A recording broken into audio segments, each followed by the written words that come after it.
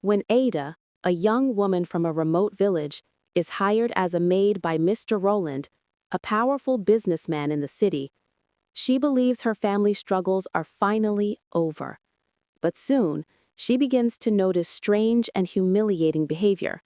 Her boss's dog, Shadow, is used in a very bad way against her. Each day, Shadow is made to follow her everywhere, even in private moments, as if spying for his master. The more Ada resists, the more her boss's obsession grows. What starts as emotional abuse turns into a sinister psychological game, until she uncovers what Shadow was truly trained to do and exposes a secret that could destroy Roland's empire. The morning sun over Obenko village was still red when Ada found the envelope. It lay between a pile of yam peels and the firewood she'd gathered. The paper was clean, the ink strange and foreign. Employment opportunity in Lagos, domestic assistant needed. Her mother's hands trembled when she read it aloud. Ada, this could change everything. Ada had dreamed of the city, the lights, the sound of cars, the clean clothes. After years of washing, scrubbing, and surviving on borrowed maize, she wanted nothing more than to send money home. But something about the signature bothered her. Roland Eze, managing director. No one in the village had ever heard of him. Still, hope won over fear. 2 weeks later, she stood at the junction, her small box tied with rope, her mother crying quietly behind her. When the black SUV arrived, tinted windows and the smell of perfume spilling out, Ada's heart raced. A man in dark glasses stepped out, not smiling. "Get in," he said. "The boss doesn't like delays." As the car rolled away, the village grew smaller behind her, until it disappeared. When Ada first saw the mansion, she stopped breathing. It was 3 stories high, its walls glimmering like gold under the city sun.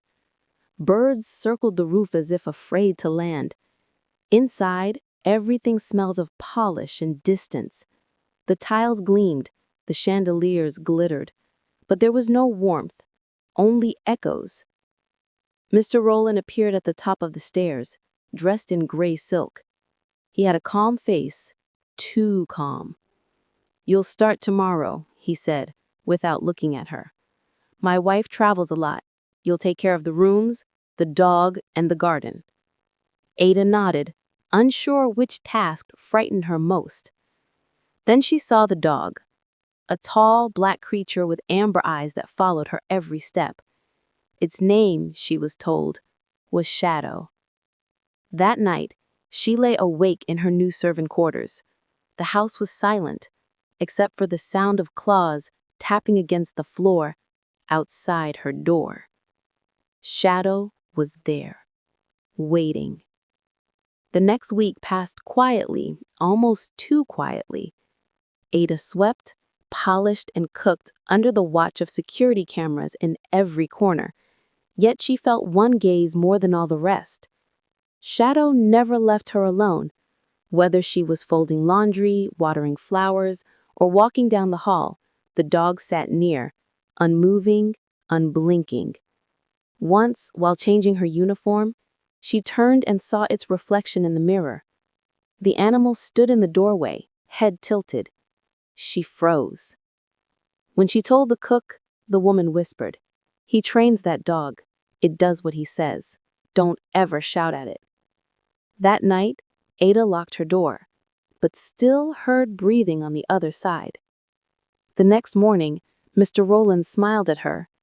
"Shadow tells me you're settling in well," he said.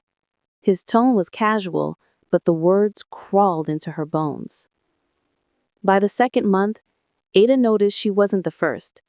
The mansion's older maid, Ngozi, often avoided the east hallway, the one leading to Roland's study. One afternoon, while scrubbing the stairs, Ngozi leaned close and whispered, "3 girls before you, all gone."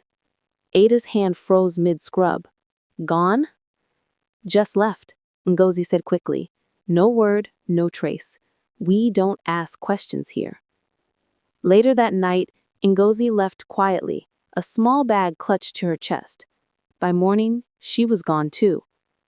Mr. Rowland barely mentioned it. He only looked at Ada and said, "You're loyal, aren't you? Shadow seems to like you." But Ada's stomach churned. She began to watch the house the way Shadow watched her, silently, from the corners. Cleaning the top floor one afternoon, Ada found a door she'd never seen before. Matte black, with no handle, only a small keypad. She heard faint noises behind it. Metal clinks, low growls, and once, a voice. A human voice. She stepped back quickly. Later that evening, she asked Roland's driver about it. He gave a nervous laugh. "That's where he trains the dog. Don't ever go near there." But Ada couldn't stop thinking about it. The noises, the missing maids, and the cameras, and Shadow's obedience. That night, she slipped out of bed, barefoot, holding a candle. The dog wasn't by her door this time. She crept to the black door and placed her ear against it. Then came a sound, a whisper from inside, a woman's voice. "Help me." Ada dropped the candle.